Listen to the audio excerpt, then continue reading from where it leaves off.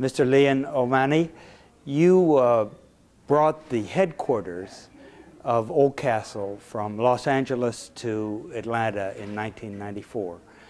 What were the reasons for doing that? We first got involved in the US in 1978. We acquired businesses in the mountain states and the West Coast. So a head office out west seemed to make sense. So Los Angeles was what was picked back then. By the early to mid-90s, the weight of our business had moved to the Eastern and Central time zones.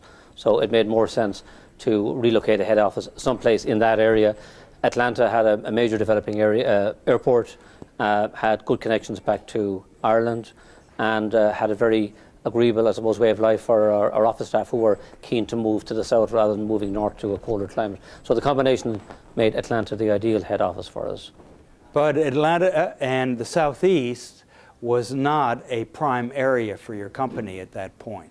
At that point, no. In fact, to be fair to say that other than one or two small businesses in this area, the bulk of our businesses were in the northeast of the country and across the Midwest, and some heading over to the West Coast. So it was really not to keep an eye on the local businesses, but to use it as a headquarter for a truly national business. And of course, that's worked out really well, because since then, Oldcastle, which is, as you know, the subsidiary of CRH from Dublin, Ireland, has become the largest business in building materials in the US. We have operations in all 50 states and in 4 Canadian provinces. And with direct connections from Atlanta, it's proved to be an ideal head office. By moving to Atlanta, did that make you focus more on the Southeast in terms of the business potential?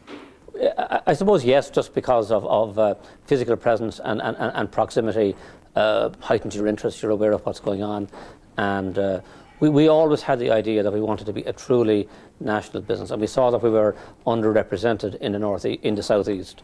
And of course, the southeast was rapidly, and still is, a rapidly growing part of the country. State of Georgia growing, state of Florida growing. So we did set about growing our business in this region since then, which we have done. We have a number of businesses in the immediate Atlanta area, but what we've also, for example, 2 years ago acquired APAC, which is a major manufacturer of asphalt for road making and also for quarries in the greater southeast area, and that's given us a very, very major presence down here.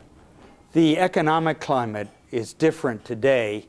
Here we are in November of 2008 than it was in the mid-90s, when there was a lot of growth going on, not only in the southeast but countrywide. The development of the country's infrastructure is considered possibly a way that, if there are more public funds put into that, we'll get out of this recession. What do you think the state of the U.S. infrastructure is today, and do we need these public works projects? Well, of course, the physical infrastructure of the U.S.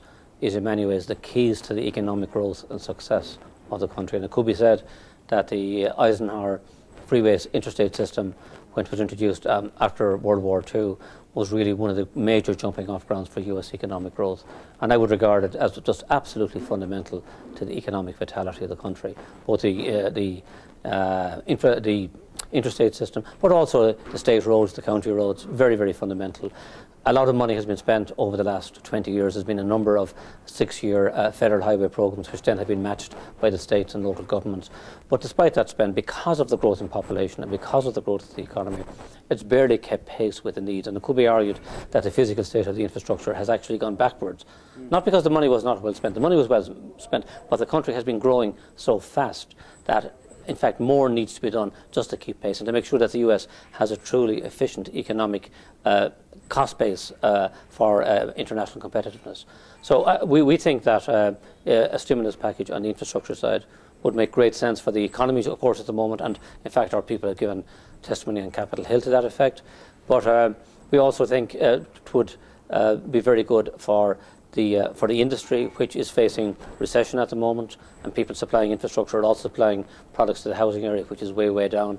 Employment in our industry has come down significantly, and it's a great way to have an immediate kickstart on employment is to put money back into specific projects, particularly if they're focused on repair and maintenance, where there's not a long lead time. And we'd be very pleased, of course, as anybody would, to play our part fully within that. So there's a short-term perspective and a long-term. Short-term, you're saying, should be focused on resurfacing and those kinds of projects. How about long-term? Oh, I think the the basic, if you like, nerve system is there for US infrastructure. The problem is that has not been adequately maintained. So it needs more money, to my mind, put in to continually rebuild by maintaining. I'm not just talking about putting a nice shiny new black surface, but it's effectively a reconstruction or rebuild, putting on an extra lane onto a road to give it enhanced capacity. And I think that's where the focus is. So it's a combination of what I would call day-to-day local maintenance and kind of reconstruction as distinct from dramatic new build. I think that's the twin focus that we would look to in the US infrastructure system.